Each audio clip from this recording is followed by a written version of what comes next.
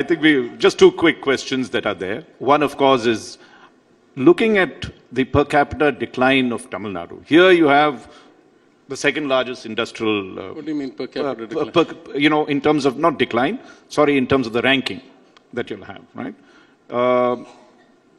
Considered the second largest industrial state, doing well in all this, but you see from 2011 onwards, your ranking in the national level is beginning to drop, and I think the highest it reached was, the best performance was 4, and then it started rising again to 6, 7 in the current thing. Now, what is the reason for this decadal decline, and how would you, because at the end of the day, all your plans means money, unless your per capita income is increasing, I'm not even sure 11 is the right mark. I would say 14 is the mark. I've done a lot of study on this, but let's assume that your data is right.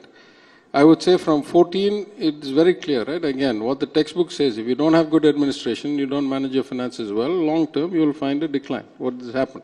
So that I'm confident we'll fix. There's a different issue here, which is how do you measure or how do you rate some of these things, right? For example, right now, Tamil Nadu has about 10 or 15,000 rupees per capita lower income than Gujarat. Gujarat has been a phenomenal success story economically in the last 7, 8 years, maybe 10 years.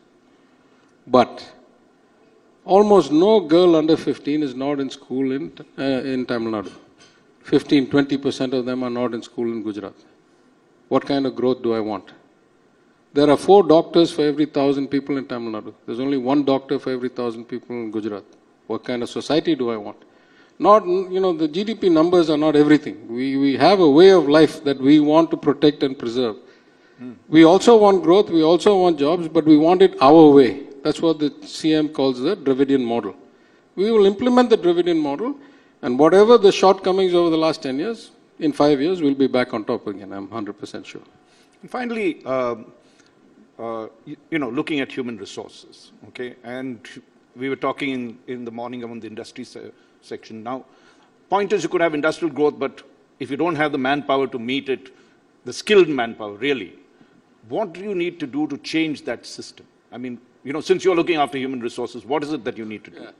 First, I should make the distinction. I'm only the human resources of the government, not of the state. Okay. There's a labor department and a welfare department. Right. But this is a profound problem, right? As proud as we are that we have a almost 52% gross enrollment ratio in higher education, right, which is double the national average, better than the US and all that. It's clear that they're not all getting quality education. They're getting a degree, doesn't mean they can actually do anything.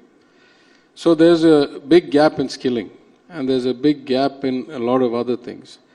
We are guys who put our programs and our money where our mouth is. So both in terms of remedial education coming out of 2 years of COVID, where we have, I would say, by far the most well thought out, piloted, researched program called Illam Thedi Kalvi to bring back the social component of learning by having after school in every village, in every block. To the program announced by the Chief Minister on his birthday a couple of days ago called Naan Mudalvan. Says, I want to be the best at what I do. That may be many different things. You may be a journalist, he may be a waiter, he may be a chef, he may be a graphic artist, I may be an analyst.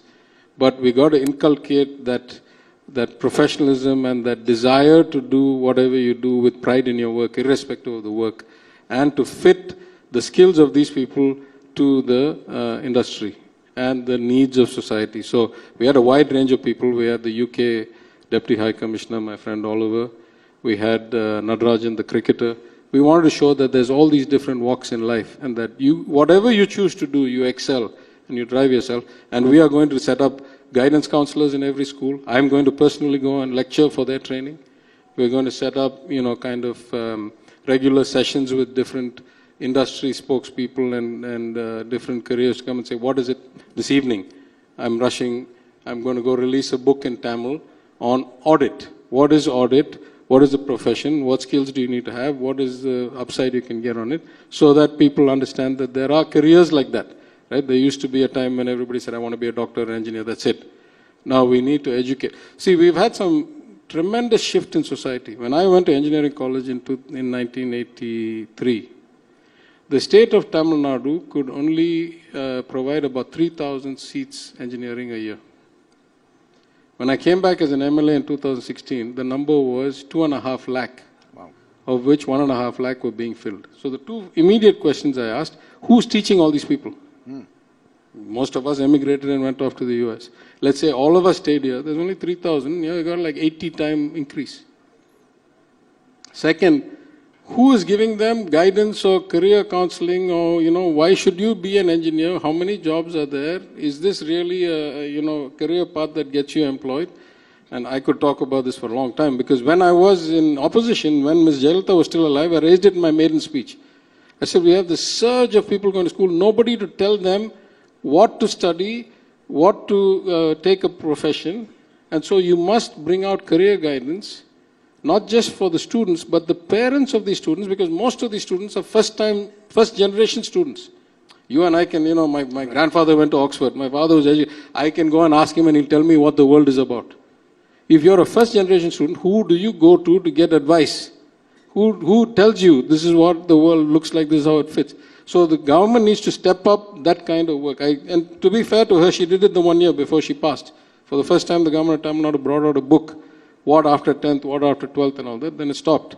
Now we're going to ramp that up again. So there's a huge issue that we need to get the kind of skilling to match the demands, not just of the state, let's be very clear. The Chief Minister has said one of his goals when we have the global economic advisors, we have these 5 international advisors. He said one of my goals is that Tamil Nadu should be seen as the premier source of human resources for the world. Like we want to export people, just like we have historically, great examples around the world. We want to send the best qualified talent around the world.